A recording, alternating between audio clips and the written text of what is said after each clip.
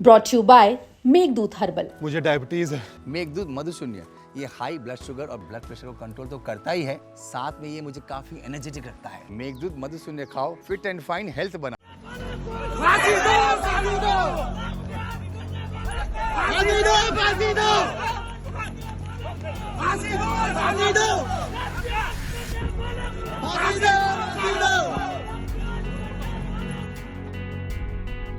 ये तस्वीरें भोपाल के हबीबगंज इलाके की सुबह एक होटल की है, जब हिंदू संगठनों ने हिंदू लड़की के साथ मुस्लिम ट्रेनर को पकड़ा और जमकर पिटाई की और थाने ले गए।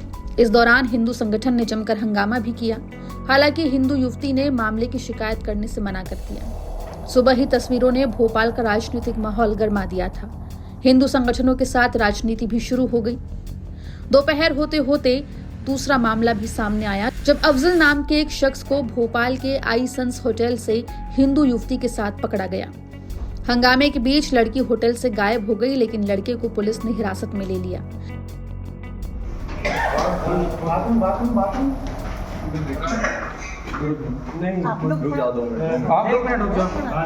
इससे पहले वाली लड़की की बाथरूम में थी। तो जमाल नाम है ना? क्या नाम है? अरे नाम जमाल भाई। अरे चल उधर गेट बंद करो। गेट बंद करो।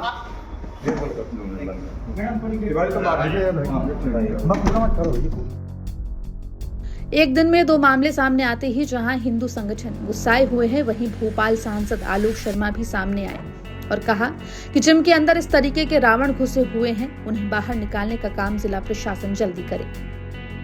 जिहादियों को भी ये समझ लेना चाहिए और भोपाल में जितने भी जिम ट्रेनर हैं यहाँ पे ये गलत इस प्रकार की एक्टिविटीजें चल रही हैं, उनको जिला प्रशासन माफ नहीं करेगा। कानून अपना काम करेगा, प्रशासन अपना काम करेगा और जो मौलाना मजर कुरैशी पकड़ा है इसके ऊपर सख्त से सख्त कार्रवाई होना चाहिए। लेकिन सांसद जी, आमतौर पर ऐसे मामलों में देखा गया है कि जो पीड़ित होते हैं या फिर जो आरोपी होते हैं, बाद में भले ही जब केस बनता हो, लेकिन जब दोनों बालिग भी होते हैं, ऐसे में फिर कानूनन इनके साथ किसी तरीके की कार्रवाई तो हो नहीं सकती। देखिए, अलग अलग प्रकरणों के अंदर अलग अलग स्थिति है। ये समझ लेना चाहिए कि मध्य प्रदेश में भारतीय जनता पार्टी की डॉक्टर मोहन यादव जी की सरकार है, किसी को भी नहीं बख्शेंगे। हिंदू संगठनों की तरफ से जिम ट्रेनर की पिटाई को लेकर अब सियासत शुरू हो गई है। कांग्रेस ने पुलिस प्रशासन के सामने हुई इस पिटाई पर आपत्ति जाहिर की है। कांग्रेस नेता पीसी शर्मा ने सवाल किया है कि जब लड़की को आपत्ति नहीं है तो फिर इनको कानून को हाथ में लेने की क्या जरूरत है। ये देखने की बात है कि क्या जो मामला आया है लड़की और लड़के का, तो लड़की ने कोई कंप्लेंट की क्या? उन्होंने कोई एफआईआर की क्या?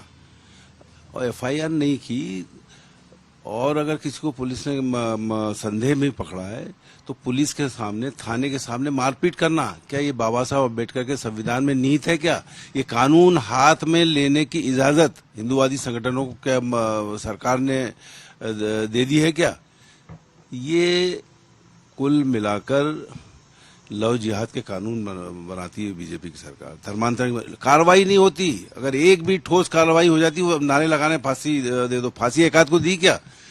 ये कोई चीज कोर्ट में प्रूफ कर नहीं पाए, और ये केवल इन कानूनों में अगर कार्रवाई हो जाती तो सब स्थिति में।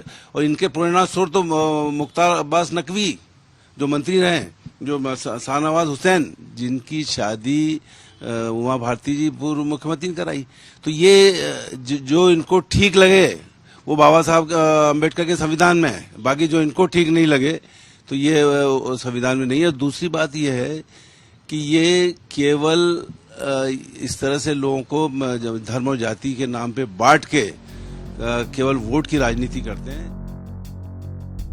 फिलहाल दशहरे के दिन भोपाल में सामने आए इन दो मामलों ने राजधानी की सियासत और माहौल दोनों को गरमा दिया है। एक तरफ हिंदू संगठन इसे लव जिहाद करार दे रहे हैं, तो दूसरी तरफ विपक्ष पुलिस की चुप्पी पर सवाल उठा रहा है। अब तक दोनों मामलों में लड़की ने कोई शिकायत नहीं की है, बावजूद इसके राजनीति जरूर सुलग रही है। भोपाल से रविश पाल सिंह की रिपोर्ट, MP तक।